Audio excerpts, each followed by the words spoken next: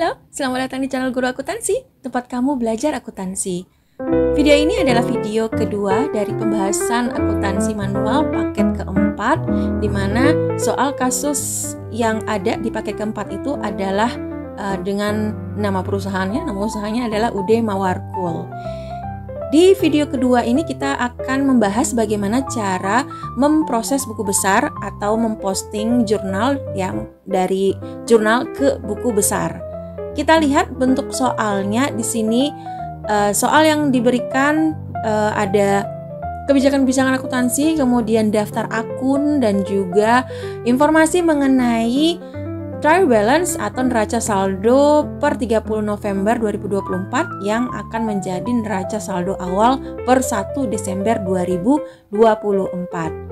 Oke, sebelumnya di video sebelumnya saya sudah menjelaskan bagaimana cara melakukan penjurnalan untuk masing-masing transaksi yang ada yang muncul di UD Mawarkul sepanjang Desember 2024. Dan di video kali ini saya akan membahas bagaimana cara memposting jurnal yang sudah kita buat ke buku besar dan juga nanti ke neraca saldonya. Oke, kita lanjut saja. Nah, di sini di unit memproses buku besar, nanti kalian akan diberikan lembar kerja mengenai buku-buku besar yang ada yang nanti yang harus kalian isi nanti. Buku besar tersebut sebelumnya dimulai dengan mengisi neraca saldo awal yang ada di soal ya. Lalu tugas kalian nanti adalah memposting dari jurnal rekapitulasi yang ada di jurnal-jurnal khusus ke buku besar ini. Oke, nah ini adalah rekapitulasi dari purchase journal ya yang sudah dibuat di video sebelumnya, dan kita akan melakukan bagaimana langkah-langkah melakukan posting dari jurnal ke buku besar. Kita lihat bagian debit dan kredit ya, di mana untuk bagian dan total untuk debit dan kreditnya sudah balance ya. Jadi kita tinggal mempostingnya lagi ke buku besar yang ada. Kita mulai dari angka total akun-akun yang muncul di sebelah debit. Yang pertama adalah akun 1 strip 1.500. Maka kita lihat akun 1 strip 1.500 itu adalah akun merchandise inventory. Dengan demikian kita buatkan tanggal terakhir di akhir bulan Desember ya, karena ini adalah pempostingan ya biasanya di akhir periode ya. Oke. Nah, ini berasal dari purchase journal, berarti keterangannya bisa kita catat purchase journal dari PJ. Kemudian karena dia dicatat di sebelah debit, maka kita pun akan memposting ke buku besar dengan mencatatnya di sebelah debit juga. Ya, maka kalau kita lihat sebelumnya dia punya saldo awal 415.500.000 ini. Kemudian di PJ ketemu debit ya, debit ketemu debit artinya bertambah saldonya menjadi 996.000 juta. Oke. Ya. Lanjut, kemudian karena ini sudah kita posting, maka kita tandai ya supaya kita tahu bahwasanya ini sudah kita posting ke buku besar. Ya, bisa kita tandai dengan tanda checklist, centang dan lain sebagainya. Oke, berikutnya adalah 1 strip 1.900. Ini adalah akun milik PPN Income ya. Maka kita buatkan tanggalnya, lalu sumbernya adalah dari PJ Purchase Journal, tertulis di sebelah debit ya, maka kita akan mempostingnya di sebelah debit juga. Seterusnya di bagian saldo itu kita, karena ada neraca saldo awal di debit ketemu dengan di debit juga, maka kita tambahkan jadinya 112.615.000 ya. Dan ini sudah selesai kita posting, maka kita tandai kalau dia sudah selesai. Selanjutnya di angka 5, akun 5 1.200. Oke, nah ini akunnya Freakpaid. Jadi kita catat, kita tulis tanggalnya, kemudian dia berasal dari purchase journal, lalu 2.300.000 terletak di debit, maka kita salin di sebelah debit 2.300.000 sehingga debit di awal neraca saldo, dan kemudian ketemu dengan debit lagi, maka bertambahlah saldo dari fake paid. Oke. Dan selesailah untuk memposting akun-akun yang muncul di purchase journal yang terletak di debit. Selanjutnya kita akan memposting akun-akun yang muncul di sebelah kredit. Di sini ada satu akun saja yang muncul di purchase journal di bagian kreditnya, yaitu 2 strip 1100. Dan itu adalah akun yang milik account payable. Kita tulis tanggalnya, kemudian dia berasal dari purchase journal, dan kita salin di sebelah kredit ya, karena kan muncul di sebelah kredit ya. Oke. Setelah itu saldo awalnya ada di kredit, ketemu lagi dengan kredit, maka dia bertambah. Dan selesailah memposting akun-akun yang muncul di purchase journal ke buku besar. Dan kita bisa beralih ke sales journal, jurnal khusus berikutnya. Ada 2 akun yang muncul di debit dan ada 4 akun yang muncul di kredit. Kita posting yang di debit terlebih dahulu untuk akun 1 strip 1300, itu miliknya account receivable. Kita catat tanggalnya, lalu kita isi sumbernya yaitu dari sales journal. Lalu karena dia di debit, maka kita catat di debit juga di bagian buku besarnya, ya di kolom debitnya. Dan saldo awal dia punya ada di debit, ketemu debit, maka bertambahlah dia.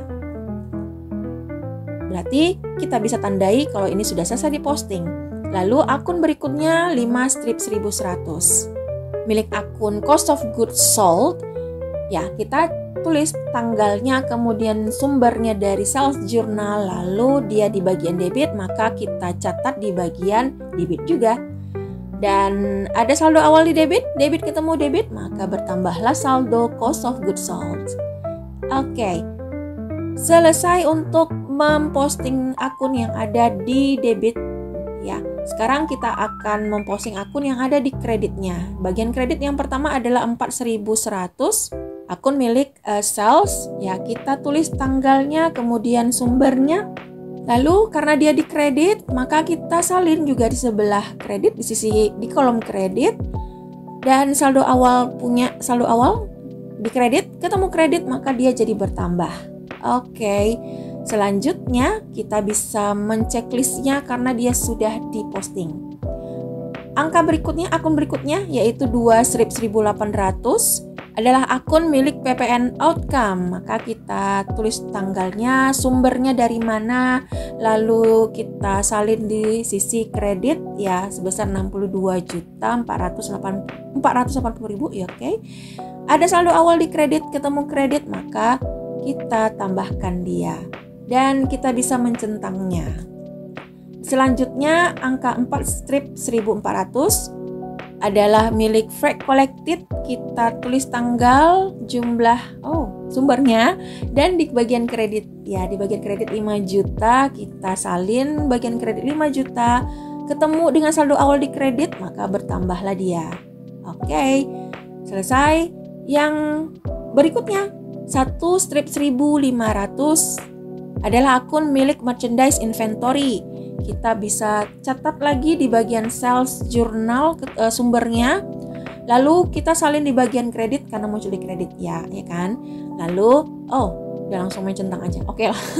Dan kita buatkan dulu angka yang di sini ya. Nah, ini debit ya, saldo sebelumnya di debit ketemu dengan di kredit, maka kita harus kurangkan ya. Jadi debit ketemu kredit, kurangkan, kredit ketemu debit, kurangkan, debit ketemu debit, tambahkan, kredit ketemu kredit, tambahkan ya.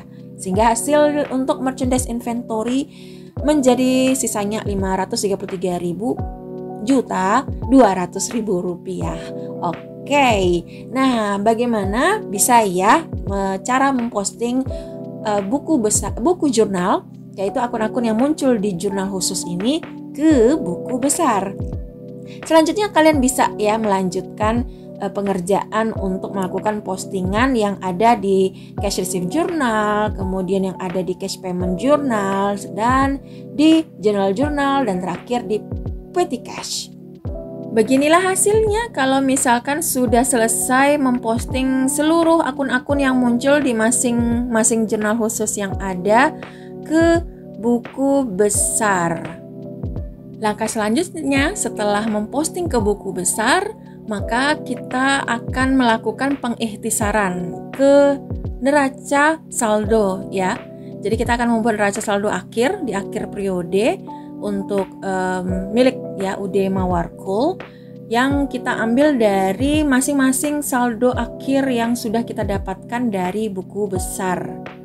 Kita mulai dari yang pertama adalah cash in bank. Maka kalau kita lihat saldo akhirnya terakhir itu ada di debit, maka kita salinlah saldonya yang terakhir, saldo akhirnya di debit ya sebesar angka yang sama. Kemudian bagian petty cash saldo akhirnya 8.700.000 di debit, maka kita bisa salin ya, kita salin juga di bagian debit untuk petty cash. Selanjutnya ada akun account receivable di bagian debit saldo akhirnya, maka di bagian trial balance itu bisa kita debitkan juga ya, kita salin ke tempat yang sama. Selanjutnya allowance ada di bagian kredit, maka di bagian neraca saldonya juga akan kita tulis di bagian kredit. Dan berikutnya ada merchandise inventory, saldo paling akhirnya adalah 522.200.000 ini ya, di debit, maka kita isi di bagian debit. Dan berikutnya juga ada akun office supply 11 juta dan kita buatlah di bagian debit di neraca saldonya itu 11 juta. Dan seperti itulah pengisian berikutnya untuk mengisi neraca saldo di akhir periode ya. Oke.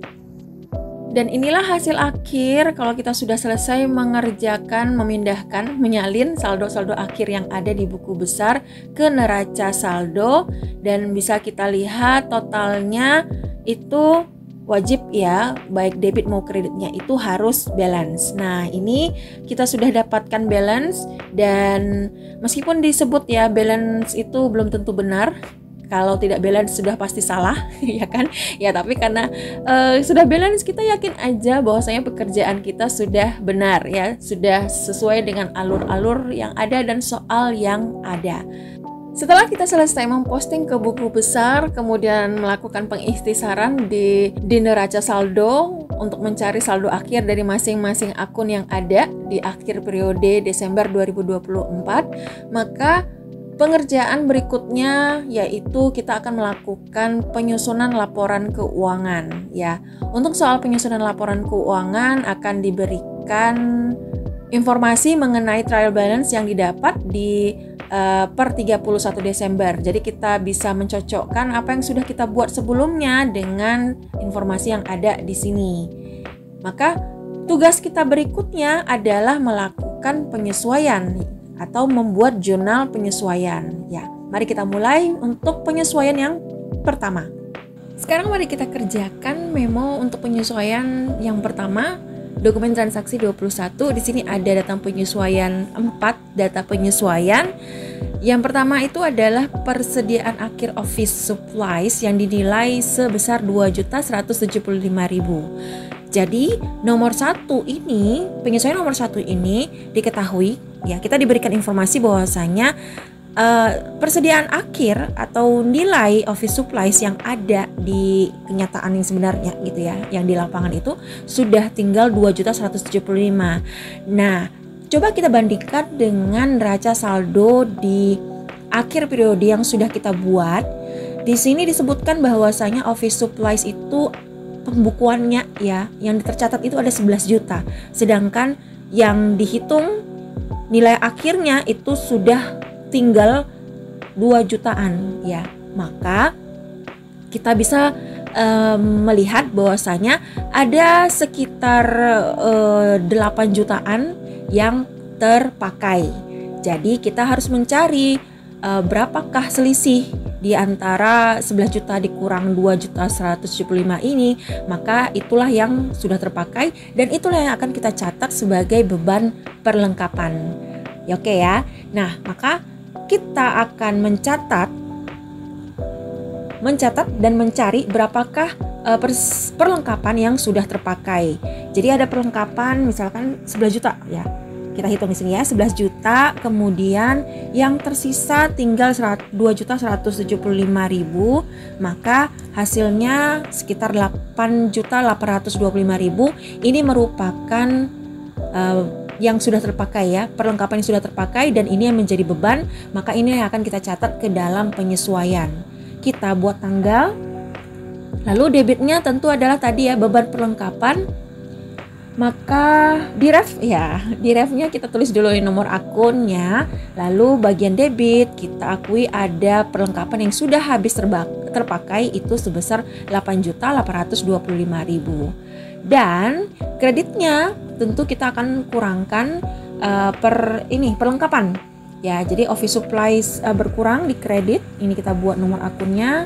Dan kita catat di sisi kredit 8.825.000. Ya, jadi kalau diberi informasi persediaan akhir office supplies, maka perlu kita cari yang sudah terpakai alias yang sudah menjadi beban berapa gitu. Lalu berikutnya nomor 2, diberi informasi bahwasanya beban sewa toko untuk bulan Desember 2024 itu ada 2 juta. Nah, kalau nomor 2 ini tidak perlu lagi kita hitung sebab kita sudah dikasih tahu nih bebannya berapa gitu, yang sudah terpakai berapa. Jadi tidak seperti nomor 1, nomor 2 kita tinggal langsung mencatatnya saja, yaitu akan muncul beban sewa ya yang akan mengurangi sewa dibayar di muka. Maka kita bisa buat di sini rent expense di debit, nomor akunnya, dan angkanya 2 juta di debit. Oke, setelah itu kita catat di kredit adalah sewa dibayar di muka atau prepaid rent. Kita buatkan nomor akunnya dan kreditkan 2 juta juga. Oke, selesai untuk penyesuaian yang kedua. Sekarang penyesuaian yang ketiga. Diberi informasi lagi beban asuransi untuk bulan Desember. Berarti kita sudah dikasih tahu bahwasanya asuransi yang sudah terpakai dan sudah menjadi beban, artinya gitu ya, adalah sebesar 1.750.000. Maka kita buatkan akan muncul beban asuransi yaitu insurance expense. Kemudian nomor akun kita catat, lalu debitnya adalah 1.750.000. Kreditnya apa? Tentu prepaid insurance ya, ada aset prepaid insurance, maka akan mengurangi angkanya akan mengurangi prepaid insurance. Oke. Selanjutnya penyesuaian yang keempat disebutkan bahwasanya ada taksiran kerugian piutang dagang 2,5%, 2,5% dari saldo per 31 Desember 2024. Jadi di nomor 4 ini kita akan menghitung berapakah taksiran kerugian piutang dagang, di mana kerugian piutang dagang itu diperkirakan sekitar 2,5% dari saldo account receivable tentunya ya, saldo piutang dagang per 31 Desember 2024. Maka kita perlu melihat neraca saldo yang sudah kita buat sebelumnya, di mana kita mengetahui account receivable di 31 Desember itu berjumlah 566.325.000. Maka angka ini kita akan kalikan dengan 2,5%. Nanti hasilnya perlu kita kurangkan terlebih dahulu ke allowance for that ya. Jadi belum selesai sampai hanya sekedar menghitung 2,5% dari angka nominal account receivable, tapi perlu kita kurangkan ke allowance-nya yang sudah ada ya, sehingga bisa kita dapatkan nilai bersih 2,5% nantinya di pelaporan keuangan. Oke ya, maka kita hitung dulu ini angka dari 2,5% yaitu 566.325.000 angka account receivable, kemudian kita kalikan dengan 2,5%, dan kemudian bisa kita kurangkan dengan angka allowance yang sudah terkumpulkan ya, nilai kerugian cadangan kerugian piutang. Dan hasilnya adalah sekitar 1.358.125 rupiah. Angka inilah yang akan kita catat ke dalam jurnal penyesuaian. Akunnya tentu adalah beban kerugian piutang ya, atau bad debt expense. Kita buatkan nomor akunnya, lalu kita catat di sisi debit sebesar angka 1.358.125 ini. Oke. Lalu kreditnya adalah allowance ya, allowance for the doubtful debt. 6 nomor akun ya, nomor akunnya, lalu di bagian kreditnya tentu kita isi dengan angka yang sama. Dan inilah penyesuaian di dokumen transaksi yang pertama, 4 penyesuaian sudah kita buatkan ke jurnal penyesuaian. Selanjutnya di dokumen transaksi 22, dokumen penyesuaian berikutnya ada 2 penyesuaian, nomor 5 dan nomor 6. Di mana nomor 5 ada penyusutan equipment bulan Desember ya. Nah, kita sudah dikasih tahu ini penyesuaian equipmentnya segini, sehingga kita tidak perlu ada perhitungan-perhitungan lagi, kita tinggal langsung mencatatnya. Kita buatkan karena ini dokumen yang berbeda, jadi saya langkaukan satu baris ya. Debitnya tentu adalah muncul beban, yaitu beban depresiasi. Kita tulis nomor akun dan kita buatkan angkanya 1.375.000. Lalu kreditnya adalah akumulasi dari penyusutan peralatan, equipment accumulation depreciation ya. Oke. Lalu nomor akunnya kita catat dan dikreditkan dengan angka yang sama. Nomor 5 sudah selesai. Sekarang ke penyesuaian nomor 6 adalah ada gaji bulan Desember 10 juta akan dibayar tanggal 2 Januari. Berarti artinya gaji bulan Desember ini menjadi utang beban ya, menjadi utang yang akan dibayar di tanggal 2 Januari. Dengan demikian, ini juga nggak perlu kita hitung, sudah langsung kita catat langsung angkanya, kita debitkan beban gaji, lalu setelah itu kita buat nomor akunnya dan catat angka 10 juta.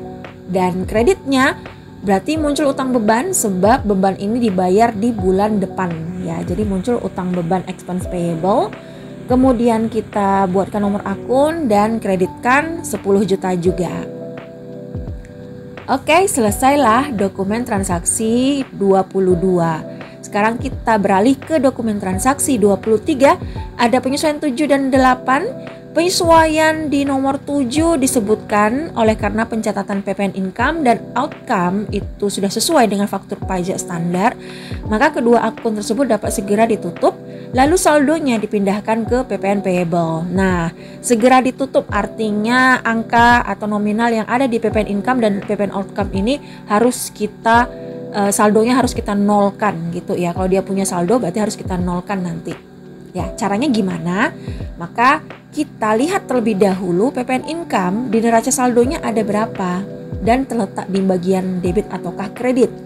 Nah, ini PPN income tercatat di sisi debit ada sekitar 110.822.000. Kita mau menghabiskan angka ini, berarti kita nanti di jurnal penyesuaian harus mencatatnya di sisi kredit.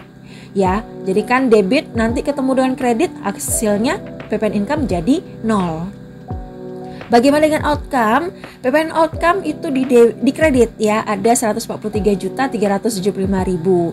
Nah, maka nanti di jurnal penyesuaian kita perlu mencatatnya di sisi debit ya. Jadi angkanya atau pencatatannya dibalikkan, terbalik. Debit jadi kredit, kredit jadi debit. Nah, kita buat ya. Ya, saya buatkan di sini, dilangkaukan karena beda dokumen. Kita buat tanggalnya. Lalu yang pertama didebitkan itu adalah PPN outcome. Karena kan awalnya dia dikredit, maka kita debitkan angkanya buat nomor akunnya. Jumlahnya sejumlah yang ada di neraca saldo tadi. Lalu kita kreditkan PPN income yang awalnya didebit, maka untuk di jurnal penyesuaian kita catat di sisi kredit. Kita catat sesuai dengan angka yang ada di neraca saldo. Oke. Nah, 143 juta dikurang 110 juta, masih ada sisa yang didebit ya, karena lebih besar yang didebit. Maka selisihnya ini itulah yang nanti kita pindahkan ke PPN payable. Ya, maka untuk menyeimbangkan antara 143 dan 110 ini tentu kreditnya harus kita tambahkan ya. Maka itulah dia PPN payable. nomor akun, ya selisihnya 32.553.000. Jadi kalau kita hitung ya, PPN payable dan PPN income ini hasilnya tentu balance dengan yang ada di outcome. Oke.